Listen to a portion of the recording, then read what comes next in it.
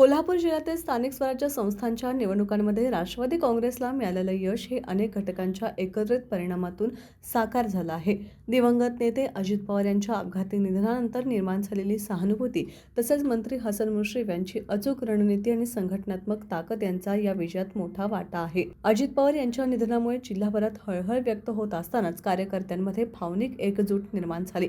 या सहानुभूतीचा परिणाम प्रचारादरम्यान स्पष्टपणे दिसून आला. मात्र केवळ सहानुभूतीपुरताच हा विजय मर्यादित राहिला नाही. मंत्री हसन मुश्रीफ यांनी उमेदवार निवडीत काळजी घेत स्थानिक आघाड्या सक्षम केल्या आणि कार्यकर्त्यांशी थेट संवाद साधत प्रचाराला दिशा दिली. ग्रामीण भागातील विकास कामे, सहकार क्षेत्रातील अनुभव आणि स्थानिक प्रश्नांवर लक्ष केंद्रित करत राष्ट्रवादीने गडिंग्लज, आजरा, चंदगडसह विविध तालुक्यांमध्ये मजबूत कामगिरी केली. कार्यकर्त्यांमध्ये निर्माण झालेलं नवचैतन्य आणि नेतृत्वावरील विश्वास यामुळे पक्षाला अपेक्षेपेक्षा अधिक यश मिळालं. या निवडणुकीतून अजित पवार यांच्या स्मृतीप्रती असलेली जनभावना आणि मंत्री हसन मुश्रीफ यांच्या राजकीय कौशल्याची सांगड यशस्वी ठरल्याचं स्पष्ट होत आहे.